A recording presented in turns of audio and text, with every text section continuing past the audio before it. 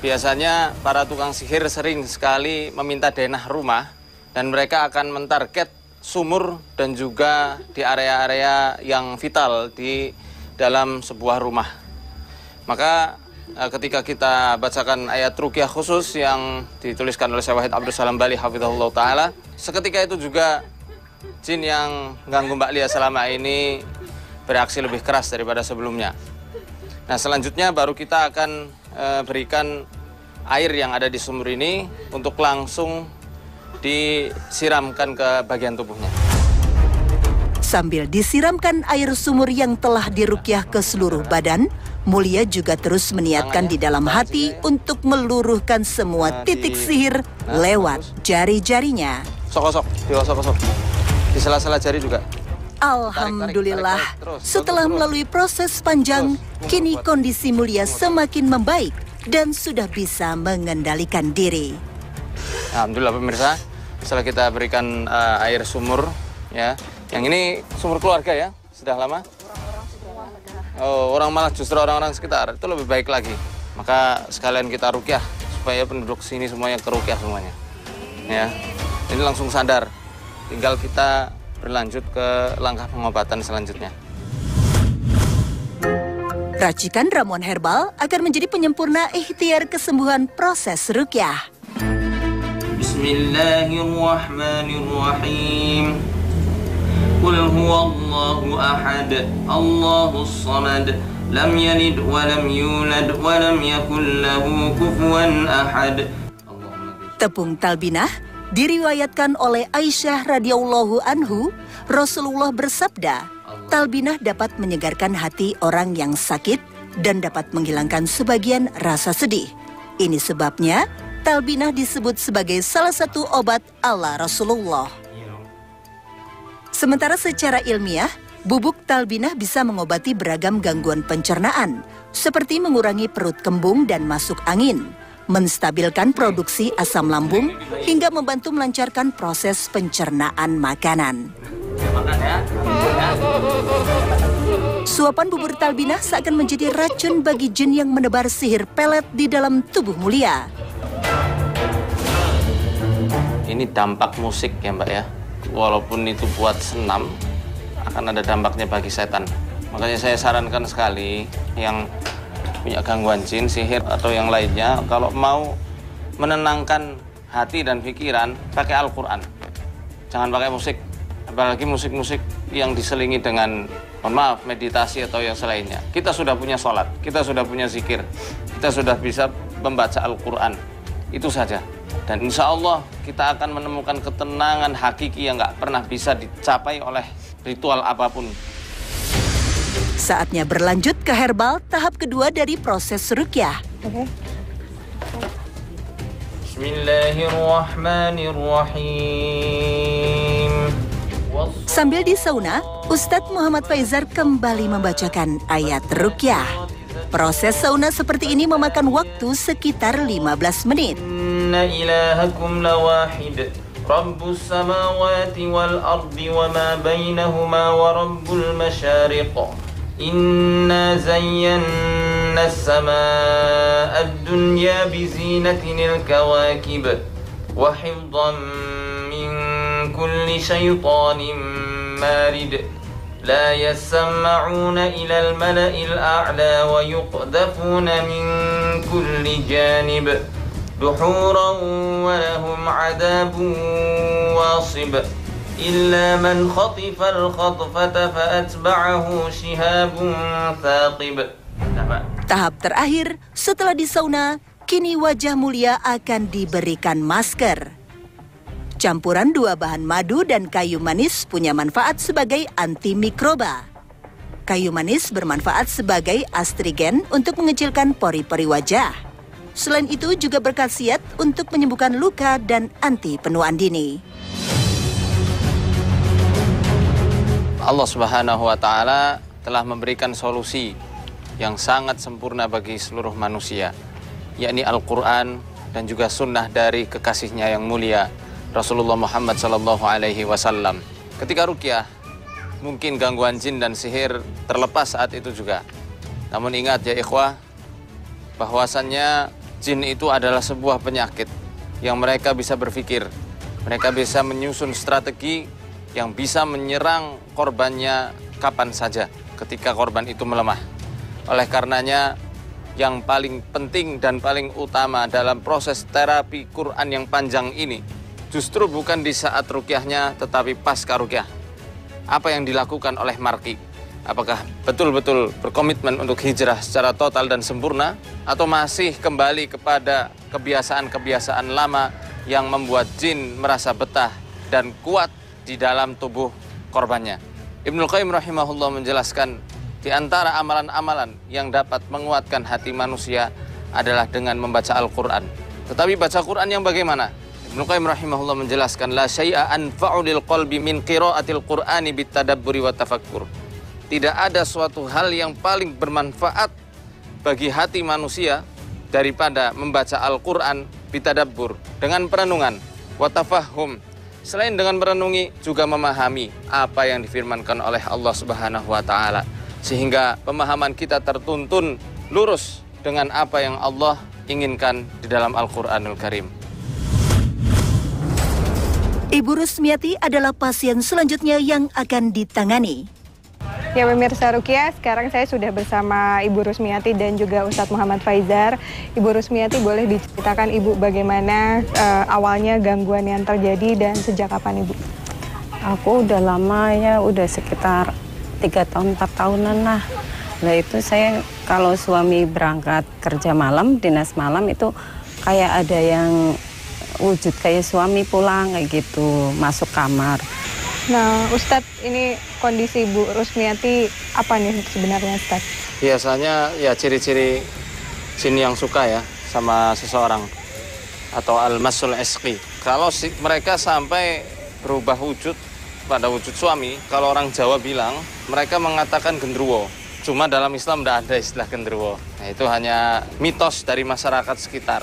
Nah, jin yang model seperti itu biasanya itu ketika bangun rumah ada ritual-ritual leluhur yang biasa dilakukan, entah itu nanam kepala kerbau, kepala kambing, pakai tebu wulung.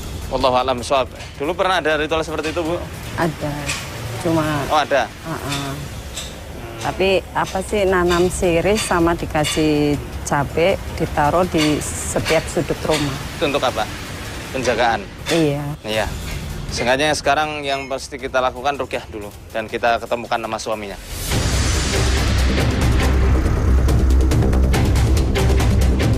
Dengan ditemani sang suami Bapak Bambang, proses rukyah langsung dilakukan. Seketika tubuh Ibu Rusmiati tak sadarkan diri. A'udzu billahi minasy syaithanir rajim. Bismillahirrahmanirrahim. Alhamdulillahi rabbil alamin. Arrahmanir rahim. Maliki yaumiddin. Ketika ayat demi ayat dibacakan, jin yang selama ini berdiam di dalam tubuh wanita yang tinggal di Purbalingga, Jawa Tengah langsung bereaksi dengan menangis. Ghairil maghdubi alaihim waladdallin.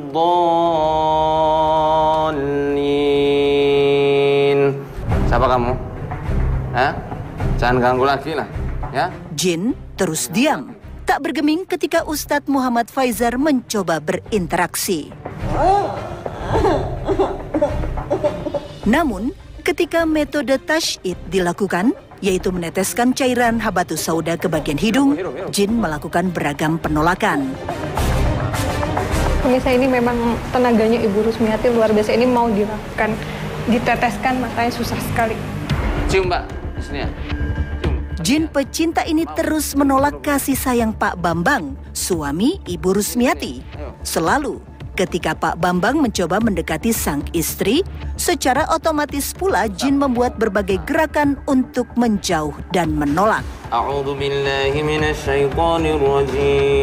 Jin tak menyerah. Kami pun tak mau kalah demi memutus rasa cinta jin batil terhadap Ibu Rusmiati. Dalam proses rukyah kali ini, saya harus melepaskan cincin perhiasan yang dipakai Ibu Rusmiati. Bukan tanpa tujuan. Pasien yang sedang dirukyah memang sebaiknya dijauhkan dari barang-barang yang bisa menjadi titik setan bersembunyi. Cincin dengan batu kerap menjadi salah satu jenis jimat atau pusaka turun-temurun keluarga yang disertai keberadaan jin di dalamnya. Orang yang dicintai sama jin ketika disentuh sama suaminya atau sama istrinya itu emosinya memuncak luar biasa. Itu bukan hal yang wajar. Pasti ada sesuatu yang lain yang menjadikan dia seperti itu. Di antaranya adalah karena jin yang suka merebut pasangan orang. Nah, ini terkenal bahkan dari zamannya Syekhul Islam Ibnu Taimiyah rahimahullah. Mereka, kalau kata Syekhul Islam, kalau mereka itu sudah cinta sama seseorang, mereka akan berusaha sebisa mungkin untuk mempertahankan apa yang dia cinta atau siapa yang dia cintai. Ya Ustadz Faizar, ini kan kondisi Bu Rusmiati sudah dicek melalui ruqyah awal. Apakah perlu dilakukan penelusuran, Ustadz? Ini harus kita ke rumahnya, karena saya curiga ada beberapa hal yang tidak beres di rumah dan mereka sembunyi di situ. Kita langsung ke rumah aja. Inilah tahap ruqyah kedua. Berbeda dengan reaksi sebelumnya, saat ayat-ayat ruqyah dibacakan, mata Ibu Rusmiati terus tertuju melihat jari telunjuk Ustadz Muhammad Faizar. Hanya saja, saya melihat tatapannya terus kosong.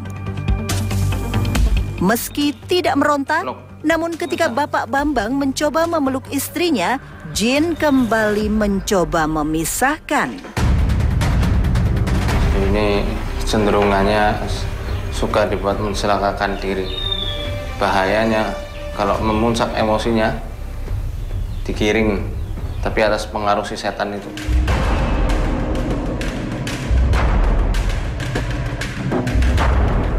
Ustadz Muhammad Faizar kali ini menggunakan pisang. Buah ini akan menjadi pemancing untuk mengecoh jin yang bersemayam. Ayo makan. Enak. Lihatlah, ini bukan senyum Ibu Rusmiati. Sudah mulai merasa nggak nyaman Ibu Rusmiatinya. Dan pisang itu sebenarnya buat pancingan. Wallahu a'lam bishawab. Karena dulunya waktu bikin rumah ngasih ritual-ritual pisang itu di atas atap. Walaupun alasannya supaya sodakoh bagi para tukangnya, yaitu mengundang suatu kepercayaan tersendiri. Setan suka di situ main, dan inilah ciri khas orang Jawa bilang gendruwo itu. Kalau dalam Islam namanya bukan gendruwo, tapi ghaul atau ghilan jamaknya. Mereka itu penyihir-penyihir bangsa jin yang suka menampakkan diri menjadi wujud penghuni rumah. Syirik yang dilakukan dalam bentuk apapun adalah dosa. Proses pembangunan rumah yang disertai pemberian sesajen menjadi gerbang lebar untuk jin masuk dan menjadi bagian dari kehidupan penghuninya. Akhirnya, jin berhasil diruqyah dengan media buah pisang. Saya mau tanya nih, ada ndak sumur yang kebuka di rumah ini? Ada.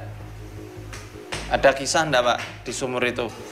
Dulu waktu mau pembelian sumur, tukangnya bilang kalau ada anak kecil, sama tukangnya kelapa muda sama rokok. Ya pemirsa, kelapa muda dan rokok itu bisa jadi malapetaka yang besar ketika ditujukan untuk pada selain Allah Subhanahu wa taala, apalagi untuk sesajen bagi para setan. Cara yang disunahkan Nabi SAW sudah jelas. Adzan atau dibacakan Al-Qur'an di situ. Atau baca ayat-ayat atau doa-doa perlindungan. A'udzu bikalimatillahi tammah min syarri ma khalaq. Dikasih itu mereka semakin melunjak, dan bisa jadi setan kecilnya itu masuk ke sini. Makanya tadi nangis di awalnya sama seperti anak kecil. Ada yang seperti monyet, ada yang kayak anak kecil, itu semua tergambar. Tadi waktu makan pisang kok muntah-muntah hebat seperti itu? Apalagi waktu Bapak cerita itu, apa yang dirasa? Panas, terus kayak mual sampai sini. Inilah sumur tempat jin pecinta mencoba mengambil nyawa Ibu Rusmiati. Untuk menghilangkan pengaruh negatif dari keberadaan setan dan jin, kini Ustadz Muhammad Faizar akan meruqyah rumah dengan menggunakan air, garam, dan serbuk bidara. Seketika, Ibu Rusmiati langsung menangis. Tubuhnya bergetar. Pandangannya tak lepas dari Ustadz Muhammad Faizar yang sedang menyiramkan seluruh sudut bagian belakang rumah.